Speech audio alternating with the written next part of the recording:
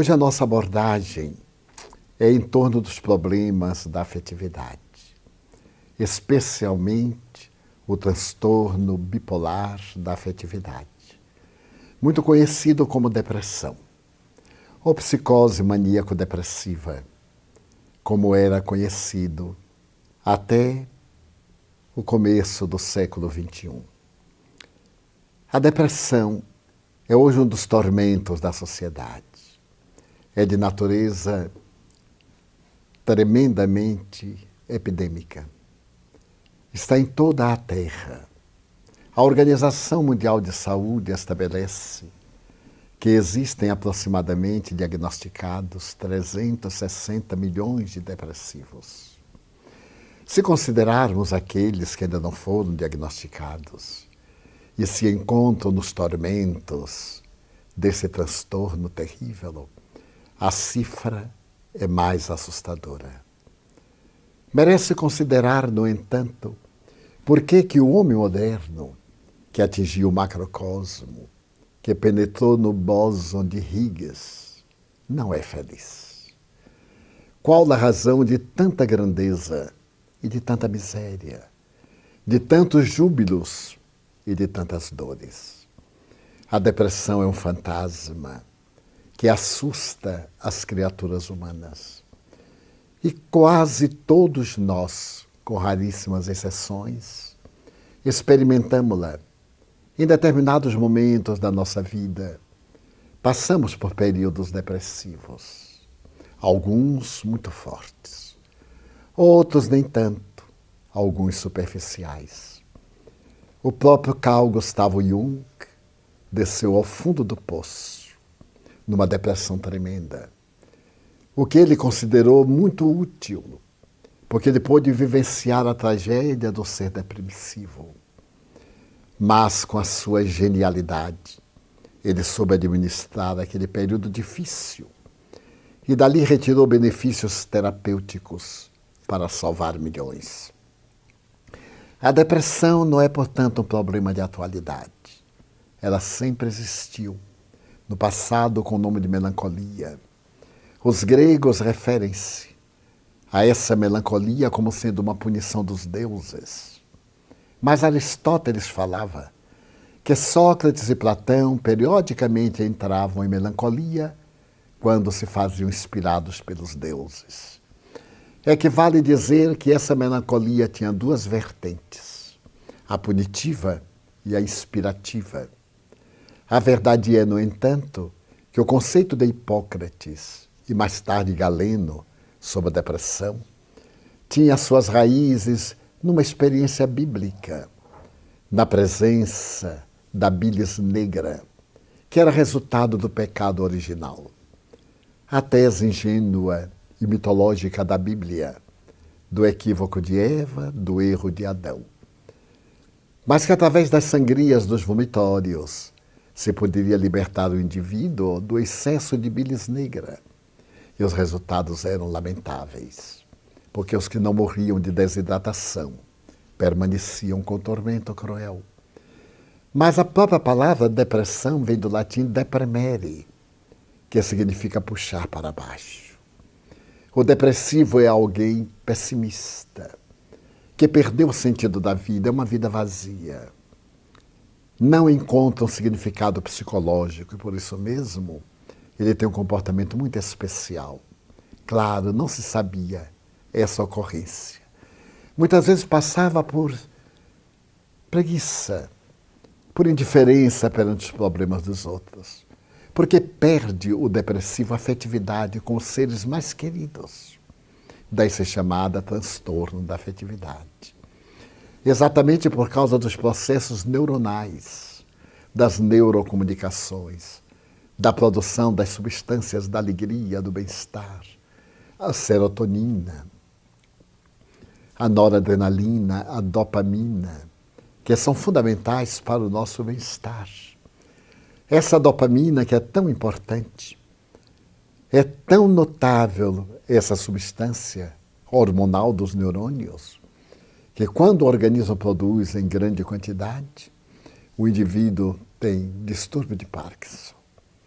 e quando há muita escassez, ele tem esquizofrenia. No entanto, a sua dosagem é tão equilibrada para proporcionar o bem-estar, o prazer, a alegria.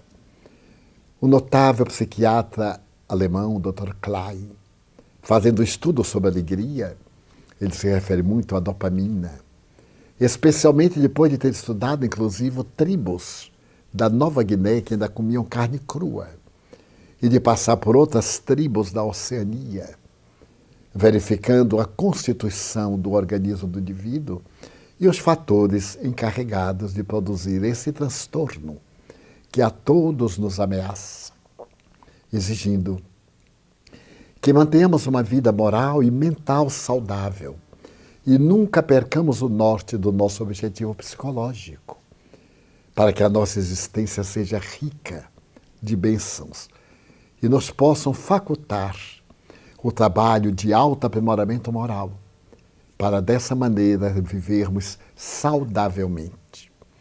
É curioso notar que a própria Organização Mundial de Saúde define que saúde não é a falta de doença, mas é o estado de bem-estar social, emocional, psicológico e espiritual, acrescentando também o equilíbrio socioeconômico, porque quando nos faltam os recursos para uma vida digna, nós ficamos aturdidos, não ficamos saudáveis e muitas vezes somatizamos as preocupações em transtornos emocionais ou em problemas orgânicos.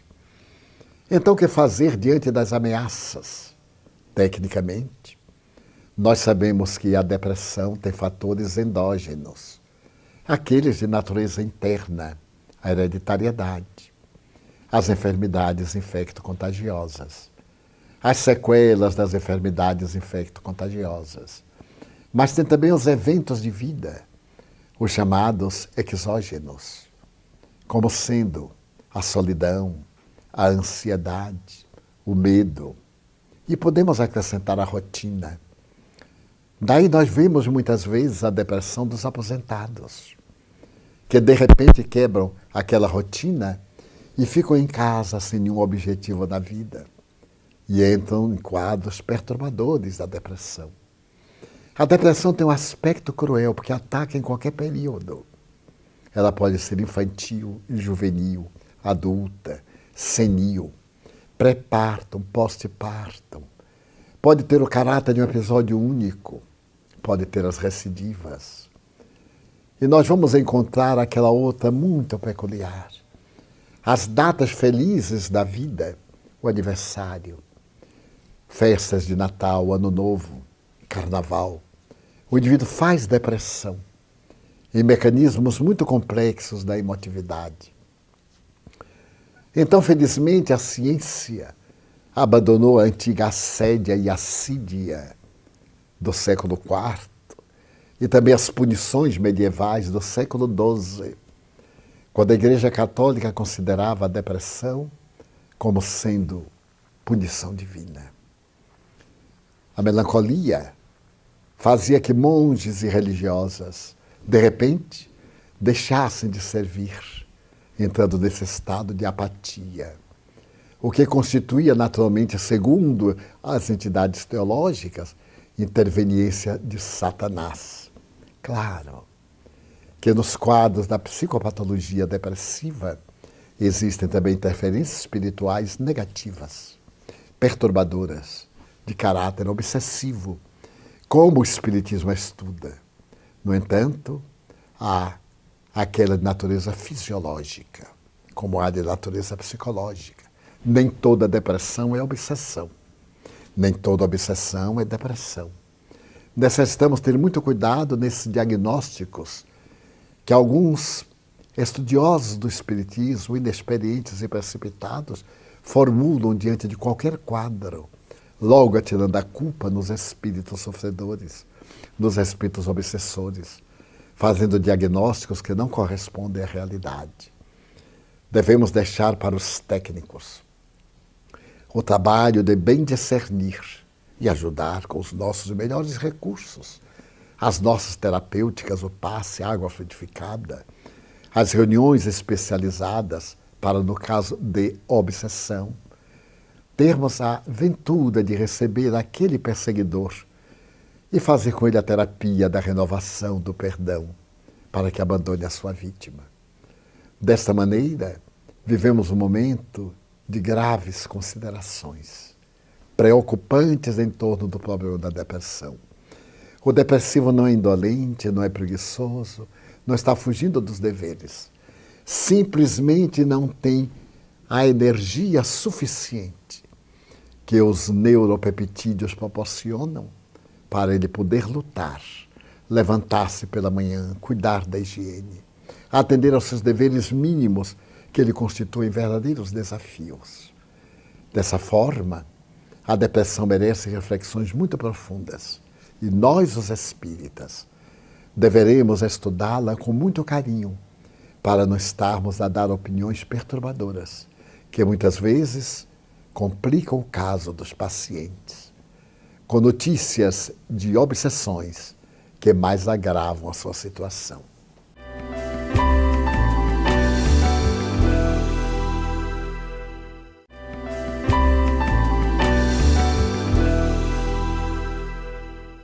O Espiritismo, sem dúvida, dispõe de instrumentos notáveis para ajudar as criaturas com seus problemas, especialmente nos transtornos da afetividade. Propõe, por exemplo, a reflexão no Evangelho de Jesus, que é um tratado de psicoterapia otimista. Porque quando lemos as parábolas, como recomendam modernos psicoterapeutas, nós descobrimos que na parábola de Jesus há um roteiro para a reflexão. E se conseguirmos desviar a nossa mente daquele transtorno momentâneo fixado, da ausência de forças, da perda de sentido existencial, nós mudamos de paisagem e logo os neurônios começam a reagir favoravelmente.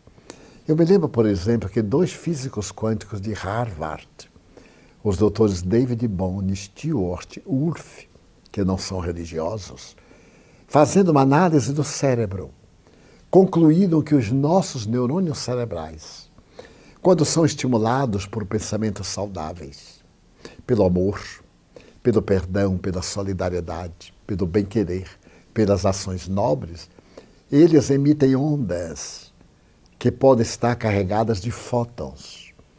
Porque os fótons são aglutinadores de moléculas, então o indivíduo desfruta de bem-estar, goza de saúde. A tese é o seu pensamento e a vida que você leva.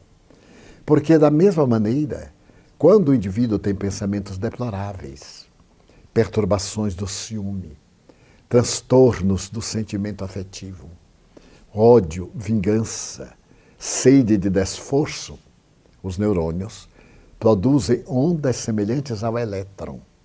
E como o elétron é desagregador de partículas, naturalmente advém transtorno na produção das neurocomunicações, distúrbios cerebrais, emocionais e somatizações orgânicas. Então o Evangelho produz que fótons, ondas favoráveis ao bem-estar, pela alegria que proporcionam. O notável psiquiatra americano Milton Erickson, que era um depressivo crônico e que em Phoenix, no Arizona, ele trabalhava com pós-graduandos na sua casa, nos estados mais difíceis da sua depressão. Era muito otimista neste sentido. Ele dizia que a dele era incurável, talvez uma forte hereditariedade. Nós sabemos que teria um caráter de natureza transcendental. Quem pode avaliar os conflitos, os danos, os males que ele praticou em existência transata? Ele não era espírita, embora talvez fosse até espiritualista, pela maneira como ele tratava os pacientes. Ele narra uma das suas experiências que a mim me parece fascinante. Uma família muito rica convidou para visitar um membro desse mesmo clã, que era uma senhora viúva, numa depressão muito grave. Mas que ele não deveria apresentar-se como psiquiatra, porque na posição da família, um psiquiatra sempre era visto como cuidando de psicopatas. E eles gostariam de manter isso, ao que o Dr. Erickson reagiu, dizendo que ele não podia ser um farsante. Ele era psiquiatra e, se fosse atender a paciente, apresentar-se-ia como tal. Não tendo outra alternativa, os familiares concordaram. Ele foi visitá-la. Ela o recebeu na alcova, com todas aquelas características da depressão, o desânimo, o desencanto, o mal-estar, o estado distímico. E ele disse que era psiquiatra a convite da família, porque ela estava com uma depressão, explicou naturalmente de que se tratava. E ele tinha condições de fazê-la melhorar. De início, ele gostaria que ela lhe permitisse visitar a casa, para ele ter uma ideia de como era a vida que ela levava. Ela anuiu. E ele sai com um dos funcionários e nota que a casa era toda cinza, pintada de cores muito tristes, o que denotava o estado emocional da própria paciente. Percorreu vários cômodos e, quando passou pela sala de refeições, ele percebeu que em cima de uma fruteira estavam muitos telegramas sem abrir, muitas cartas fechadas. E ele perguntou ao funcionário: mas o que é isto? Ah, doutor, são convites que ela recebe, ela nem abre. São notícias, ela não abre, não tem ânimo, não se interessa. Ele foi adiante e, depois da cozinha, havia um pequeno jardim de inverno e ali violetas dos Alpes. Ela era colecionadora de violetas dos Alpes. Então o funcionário disse: é a única coisa que ela cuida. Ela somente se levanta para molhar uma vez que outra, ou para fazer uma muda, transplantar uma folha, da qual se origina um novo vaso. Ele retorna, conversa com ela e diz: muito bem. Ela pergunta: qual é o remédio que vai passar? Nenhum. A senhora não precisa de medicamento nenhum. Foi um grande prazer conhecê-la. Espero que a senhora se recupere. Ela ficou sem entender. E ele disse aos familiares: eu vou voltar lá para ter uma outra conversa. Dias depois ele voltou e disse: como passa? Ah, no mesmo, doutor. Eu venho aqui para dar-lhe um conselho.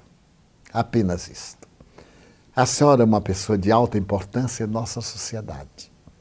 Recebe muitos convites. Ah, sim, muitos. Mas eu nem os abro. Pois não. É uma indelicadeza. A senhora não pode retribuir a gentileza das pessoas sendo descortês. É uma dama. Tem compromissos sociais e humanos. Quando receber um convite, a senhora abra-o. E tenha a gentileza de mandar um vaso de violetas. É um presente tão importante. A senhora gosta delas, as pessoas vão ficar gratificadas. E não lhe custa nada. Ela disse: bem, poderei fazer isto. Ele despediu-se novamente, dirigiu-se à família e esclareceu. Mandem todos os convites possíveis. Peçam amigos, a vizinhos, que mandem convites para aniversário, para bodas, para festas. E ela começou a receber os convites, abria e foi mandando os vasos de violetas. À medida que sucediam os dias, claro, o jardim quase desapareceu. E ela se viu na iminência de ir a uma floricultura comprar vasos, comprar xaxim, adubos químicos. E então já levantava mais de uma vez para fazer novas mudas. E assim foi. Libertou-se da depressão. Porque saía da cama para cuidar do jardim, para mandar os vasos. E quando ela morreu, 10 anos depois, o jornal colocou um necrológio. A Dama das Violetas deixa um grande legado para todos nós. É possível que na maioria das casas da nossa cidade ela esteja presente através de um dos seus lindos vasos de violeta. Aí está uma prática modesta, simples, que é de encontrar um sentido psicológico para a vida. Uma razão de ser para viver. Logo, o cérebro estimula a produção da dopamina e, por consequência, das outras substâncias. E a pessoa passa a ter melhores neurocomunicações. Encontra novamente a alegria de viver. Assim também, lendo as parábolas de Jesus. A doutora Elizabeth Lucas narra num dos seus livros algo interessantíssimo, que ela foi chamada para atender a uma abadesa que havia tido um AVC e por isso mesmo foi afastada da direção do monastério em que ela residia. Fez uma depressão profunda. E ao conversar a doutora com ela, perguntou: mas O que aconteceu na sua vida? Perdi a razão de viver. Eu era abadesa. Administrei com mão de ferro e com luva de seda esta casa. Sou uma das fundadoras da ordem e agora a vida é inútil, nesta cama, sem fazer nada. A doutora diz mais. Vou lhe contar uma pequena parábola. Havia um homem que morava numa ilha e, de repente, ele se transferiu para o continente. Quando chegou no continente e as pessoas souberam que ele vinha daquela ilha, diziam, como? Como você pode ter abandonado uma ilha tão extraordinária? Um dos lugares paradisíacos da Terra. Como é possível que você abandonou aquele local encantador para vir morar no continente? A maioria de nós desejaria visitar a ilha, pelo menos por uns dias. E o homem foi ficando tão emocionado que disse, perdoe-me. Eu não sabia que era tão maravilhosa, embora morasse lá. Então a senhora está aqui, num quarto maior do que o de todas as monjas, com 2 janelas que estão bordadas de sol, com uma linda vista do jardim. É claro que a senhora está com alguma dificuldade de locomoção, mas está lúcida. Como é que a senhora abandona todo este conforto para se refugiar no continente da mágoa, no continente da solidão e faz a depressão? E a religiosa pergunta, mas o que é que eu posso fazer? Conte as suas experiências administrativas. Escreva a história do monastério. Guarde uma página para a história da humanidade futura.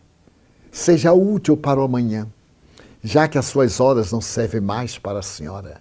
Dedique-as à edificação de uma história que possa preservar o futuro de uma instituição tão nobre como este convento. Ela se reanimou, porque ela amava muito a sua tarefa. E a partir dali ela foi escrever a história do monastério. Foi muito bem recebido o livro. Mais tarde escreveu outro livro de reflexões.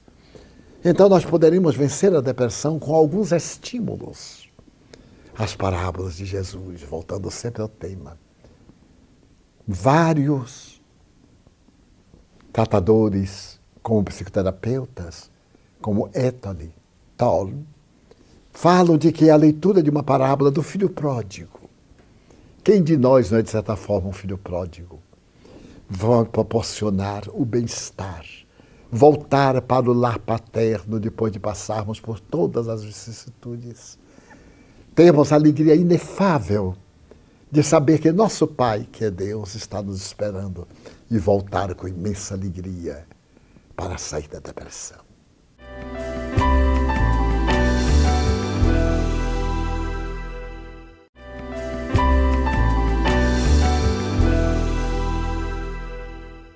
A depressão pode ter um caráter profundo dos transtornos sexuais. Então a ajuda de um psicanalista é valiosa. Pode ter conflitos da infância embutidos no inconsciente. Uma mãe negligente, um pai perverso, uma mãe superprotetora, uma infância atormentada. Tudo isso fica recalcado em nosso inconsciente e, de repente, ele ressuma na adolescência, na idade adulta. Um choque pós-traumático. Ficou demonstrado depois da Segunda Guerra Mundial que muitos sobreviventes do campo de concentração, dos campos de horror, de aniquilamento, tiveram depressão pós-traumática. Eles se perguntavam, eu sou responsável pela morte de muitos. Como é que eu pude sobreviver e eles não? Então é necessário que procuremos ajuda especializada do psicoterapeuta, do psiquiatra, como sendo de efeito muito grande para ir até as causas da depressão e afastá-las. São as depressões fisiológicas, psicológicas, psiquiátricas. E merece considerar também transtornos terríveis de conflitos que nós guardamos. E antes nós tínhamos o confessionário católico para fazer a catarse. Hoje nós temos que ir ao consultório médico, do psicólogo, do psicoterapeuta, para também vomitar. Quantos temos compromissos? Em um belo livro, Os Pantanais da Alma. O seu autor, eminente psicólogo norte-americano, conta uma história profundamente comovedora. Ele, de repente, recebe um telefonema de uma senhora. Sua agenda, na condição de psicoterapeuta, estava repleta. Tinha pacientes para futuros meses. E a voz lhe diz: doutor, eu necessito de conversar com o senhor. Necessito de 2 horas do senhor. Mas não quero que o senhor diga nada durante as 2 horas. Eu tenho que vomitar o que trago dentro de mim, que está me matando. 2 horas do senhor. Eu lhe mandarei a minha fotografia. E espero que o senhor marque um momento para me receber por 2 horas. E ele achou aquilo curioso. O paciente necessita da orientação terapêutica. Ele necessita de uma voz amiga, do apoio técnico especializado, de alguém que consiga penetrar no fosso profundo e abra a porta para que se liberte de todos aqueles conflitos. E no dia aprazado que ele marcou, a criatura veio. Chamava-se Ilse. E ela então lhe narra que estava certo dia numa praça do mercado, na Alemanha. E então, de repente, como estavam muitos judeus, as tropas SS cercaram a praça. Eram as tropas da elite de Himmler, encarregadas do extermínio final, a solução final, matar todos os judeus da Europa, especialmente nos países conquistados. E então todos foram presos e ela também. Então ela começou a gritar: eu não sou judia, eu sou alemã, não sou judia. E foi empurrada num camburante: mas eu não sou judia. E um soldado disse: mas você viu demais. Você viu coisas que eu não devia. E ela foi levada para um campo de concentração na Polônia. Foi jogada lá. Mas, disse ela, o que mais me aflige foi quando nós chegamos ao campo. Uma lembrança, porque foram feitas 2 filas. A fila da direita é direto para a câmara de gás e a fila da esquerda para os trabalhos forçados. Eu fui colocada na fila da esquerda e ao meu lado, na fila da direita, estava uma jovem mãe judia com uma criancinha de 3 para 4 anos. À medida que nós avançávamos, ela para a morte e eu para a vida, ela me olhou intensamente nos olhos, não podia falar, porque senão os guardas aplicavam terríveis golpes. Ela me olha e olha para a filha e empurra a menina para mim, porque estando comigo estaria salva. Então a criança olhou para mim suplicante e eu a empurrei de volta à sua mãe. E vi-as entrar na câmara de gás. Passaram-se os anos. Eu esqueci-me da cena. Terminou a guerra, eu sobrevivi. Vim morar nos Estados Unidos, em Chicago. Tornei-me bibliotecária. E certo dia que estava arrumando os velhos jornais de durante a guerra, eu vi uma foto. Era exatamente aquele momento em que eu empurrava a criança.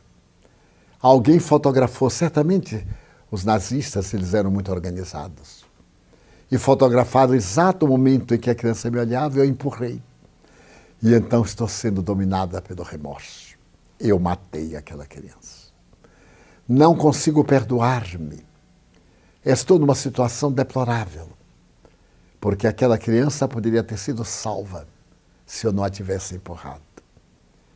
Então o Dr. James Hollis olha para ela, depois de fazer essa confissão, de jogar para fora um conflito terrível, durante 2 horas, e tenta conversar. Mas eu desagradeço a gentileza do senhor me ter ouvido. Talvez agora eu melhore. E ele não teve notícias do que lhe aconteceu. Como na depressão nós necessitamos às vezes de um amigo. No passado era o confessionário. Agora nós temos necessidade do psicoterapeuta. Ele talvez com a sua habilidade vá ao fulcro do nosso problema e consiga deslindar o enigma do nosso conflito, libertando-nos. Mas outros casos mais graves, temos necessidade de um psiquiatra para podermos tomar o medicamento próprio, aquele que vai forrar os neurônios e obrigá-los a produzir as substâncias que estão carentes em nosso organismo. Há um detalhe no tratamento do distúrbio de afetividade bipolar. É que assim que a pessoa melhora, abandona o tratamento, achando que já está curado. É um engano. Não deve abandonar o tratamento porque a depressão é perversa, ela volta. Depois que passa aquele efeito, porque os produtos têm uma consequência retar, demoram-se um pouco. Então a depressão volta com toda a força. E toda recidiva é sempre desagradável e perigosa, porque pode tornar-se um problema crônico, portanto de remoção impossível, pelo menos durante esta reencarnação. Mas há um recurso valiosíssimo ao lado da leitura das parábolas, ao lado do tratamento médico, a oração. Buscar a oração, unir-se à força cósmica do universo, abrir a alma a Deus. A depressão não impede o pensamento. Então a pessoa deve reconquistar a fé, mesmo que naquele momento, pela falta das substâncias próprias para a alegria e a coragem, a pessoa suplicar por Deus, porque Jesus disse com propriedade: tudo o que pedirdes a meu Pai orando, Ele vos atenderá. Tudo no bom sentido da palavra, porque se entrarmos no delírio de pedirmos coisas absurdas, é óbvio que a esses pedidos não teremos a resposta que aguardamos. Então a problemática dos distúrbios da afetividade pode reduzir-se a uma mudança de comportamento emocional, ao hábito da boa leitura, ao hábito dos bons pensamentos, à mudança das paisagens emocionais, procurando cultivar, sobretudo, a sublime experiência do serviço ao próximo. Por isso que o Espiritismo tem como luminar proposta: fora da caridade não há salvação. Porque a caridade é o amor na sua expressão mais elevada, mais sublime. E porque amamos e agimos, nós nos enriquecemos de energias que nos proporcionam o bem-estar, a saúde demorada, a alegria de viver. Em qualquer aspecto de distúrbio da afetividade, aos primeiros sinais, muito cuidado. Mas não pense que qualquer tristeza é depressão. A tristeza faz parte da nossa vida, como fenômeno de ocorrência de uma mágoa. Então viva seu momento de tristeza, viva seu momento de raiva e depois supere-o. Então, o estado saudável tomará conta de você e você poderá ser plenamente feliz. Até o próximo encontro. Os godos, os visigodos, os normandos, que prejudicaram tanto a civilização nascente àquela época, na atualidade, hordas de espíritos, em face da nossa conduta permissiva, da nossa conduta chula e vulgar, da perda dos valores éticos, de uma notável tecnologia, sem o sentimento de amor e de respeito pela vida, que corresponda ao mesmo padrão, atraímos essas entidades igualmente desequilibradas, que se nos acercam e começam a fazer o estabelecimento do campo mental por intermédio da hipnose, por intermédio da transmissão das ideias pessimistas, pela perda do sentido da vida ou pela busca afanosa do prazer. Atiramos-nos ao prazer como se ele fosse desaparecer e ficamos ansiosos. Um dos fatores básicos da depressão, a ansiedade, o medo, a solidão, como fatores psicológicos da nossa ansiedade. Nós desejamos estar em todo lugar, simultaneamente. Na época da comunicação virtual, nós queremos estar em toda parte e vivemos ansiosos. Não vivemos cada momento conforme propôs Jesus. A cada dia que baste o seu quinhão, que cada questão tenha o seu momento e que usufruamos em uma grande alegria cada instante da nossa vida, Vivemos ansiosamente. Eu tenho certeza que aqui no auditório um bom número de pessoas está ansioso para que eu acabe logo, mas eu não vou acabar logo. Só vou acabar à 1 da madrugada. Portanto, pode tranquilizar a ansiedade.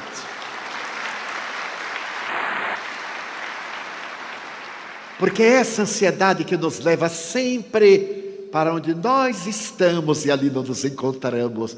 Eu tenho uma amiga, por exemplo, que diz: eu adoro os domingos, tomara que chegue domingo. E quando chega domingo, mas eu detesto este dia insosso, meu Deus, tomara que chegue amanhã para ir para o trabalho. E quando chega segunda-feira, quem aguenta esse trânsito infernal é a pessoa ansiosa.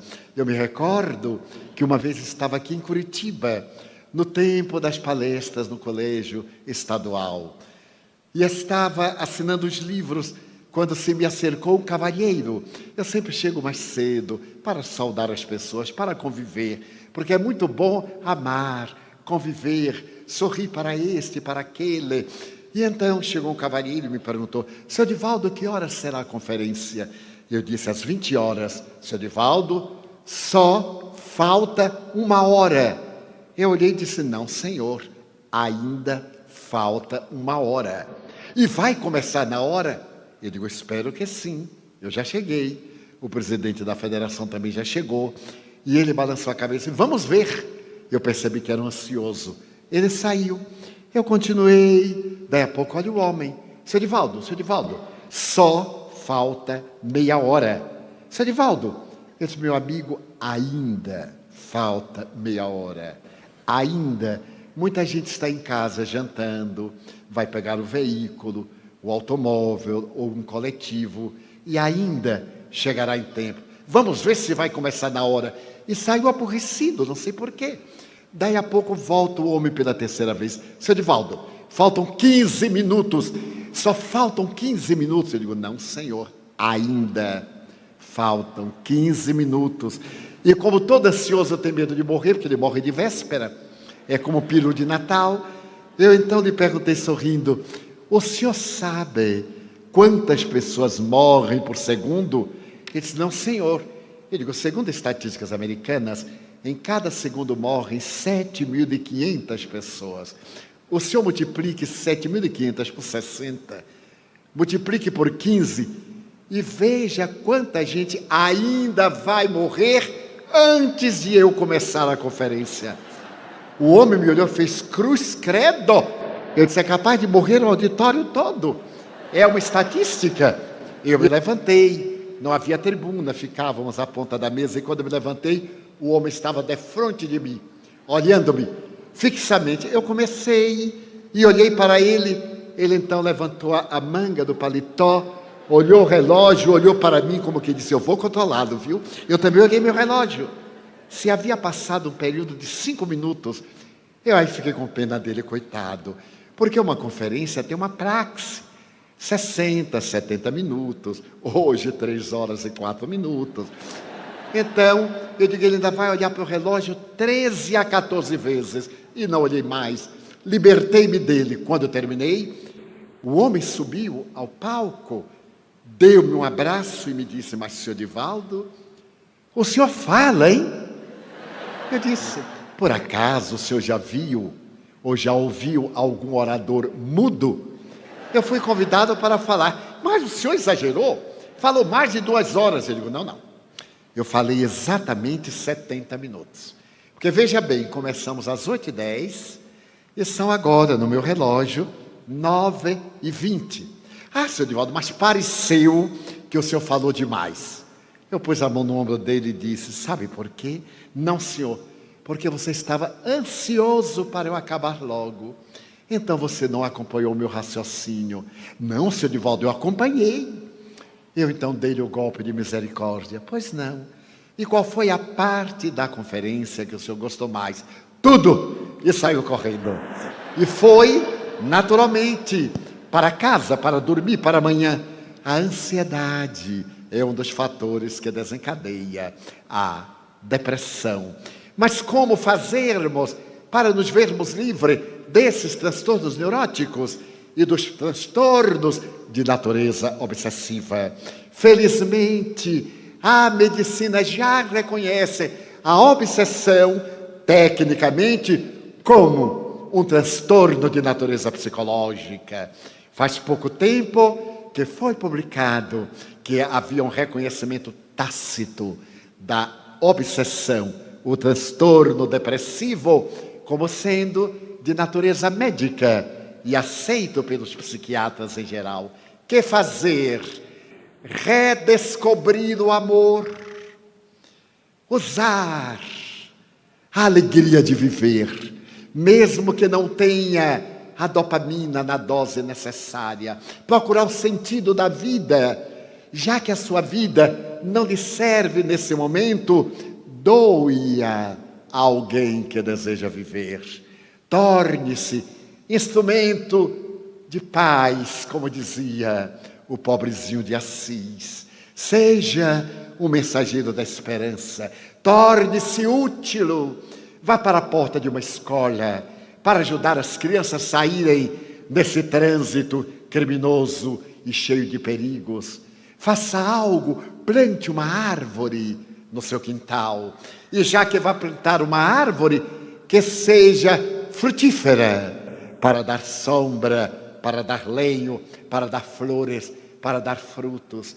Sorria para alguém, diga uma palavra generosa, redescubra a beleza do sol. E à medida em que você for descobrindo lentamente cada coisa, o seu cérebro vai respondendo, porque é a mente que está trabalhando os neurônios, estimulando-os, e eles passaram a produzir os neuropeptídeos que correspondem à saúde comportamental, à saúde mental, à saúde orgânica. E logo depois, quando você acabar de descobrir o amor, exalte a vida, ore a Deus. Diariamente eu abro a janela do meu quarto quando desperto e digo: meu Deus, muito obrigado. Estou vivo na carne, ainda estou no corpo. Vou aproveitar cada instante da minha vida para vos louvar, Senhor, para vos agradecer, mas também para ser feliz. É fácil ser feliz. Basta ambicionar o necessário para a alegria e não ter o tormento de querer abraçar aquilo que não pode abarcar, para não ser vítima da frustração. Então apressa, abra-se ao sol da divina misericórdia, ore, procure a terapêutica espírita, ao lado das terapêuticas acadêmicas, a psicoterapia, a terapêutica psiquiátrica, se for o caso, mas faça também fluidoterapia, os passes, a água fluidificada ou magnetizada, as palestras doutrinárias, para poder irrigar a sua mente de ideias novas. Abandone os velhos conceitos, desalgeme-se das ideias do passado, arrebente as correntes que o mantêm no ressentimento, na queixa. Deixe a queixa perturbadora, portadora do bafio da morte, da enfermidade. Entregue-se a Deus. E aquele que a Deus se entrega não fica na solidão. O Espiritismo veio nesta hora grave da sociedade para dar-nos as mãos, para podermos enfrentar este momento de trânsito, quando se está construindo a era nova do espírito imortal, às vésperas da grande mudança de mundo de provas e de expiação para mundo de regeneração.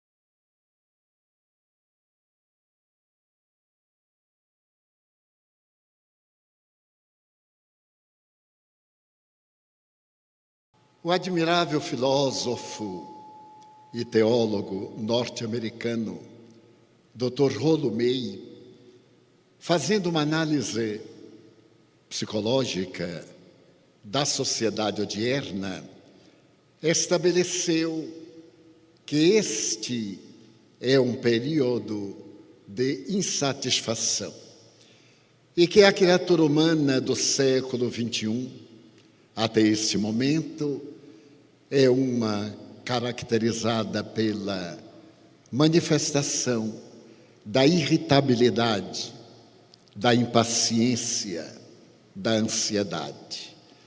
Poderemos estabelecer que estes são dias de ansiedade, mas os atuais psicoterapeutas e estudiosos do comportamento humano estabelecem que este momento é caracterizado por 3 fatores essenciais: o sexismo, o consumismo e o individualismo. Temos buscado na satisfação dos apetites sexuais a solução para a nossa angústia. Temos procurado no consumismo uma situação narcisista, mas ao mesmo tempo padecemos de um individualismo que é o resultado da ausência da segurança do amor. Se examinarmos as conquistas da ciência e da tecnologia, deslumbramo-nos com aquilo que foi logrado até hoje, a interpretação de grandes enigmas do macro e do microscópio. No entanto, não fomos capazes de equacionar as nossas dificuldades e desafios existenciais. Faz aproximadamente 280 anos que na Inglaterra o admirável filósofo Thomas Hardy escreveu que o homem da sua época havia perdido o endereço de Deus. Poderíamos hoje dizer, parafraseando, que a criatura moderna perdeu o endereço de si mesma. E talvez, por essa razão, Carl Gustav Jung, o pai da psicologia analítica, concordando plenamente com Viktor Frankl, apresentou a tese de que uma vida, para ser digna, necessita de um sentido psicológico, de um objetivo, porque estamos vivendo a hora das vidas vazias de ideais, da busca ansiosa do prazer, para podermos projetar aquilo que gostaríamos de ser e ainda não logramos, por intermédio da nossa ilusão de uma realidade que não tem nenhum fundamento técnico. Dessa maneira, as nossas conquistas exteriores, que tanto nos deslumbram, prolongando a existência da vida na Terra, não chegam a atender às nossas necessidades afetivas e, por consequência, padecemos da solidão. A solidão a um, a solidão a dois, a solidão coletiva, a agorafobia. Então se há de perguntar quais as razões porque o homem moderno, tão rico de conhecimentos, havendo desenvolvido a inteligência a níveis dantes jamais esperados, depois de haver interpretado quase 100% o cérebro, a ponto de, na década de 1990, 2000, haver logrado que o cérebro fosse considerado a mais notável conquista da década referida. No entanto, esse indivíduo padece as injunções dolorosas das suas reflexões, das suas conquistas, sem saber com segurança o rumo a tomar.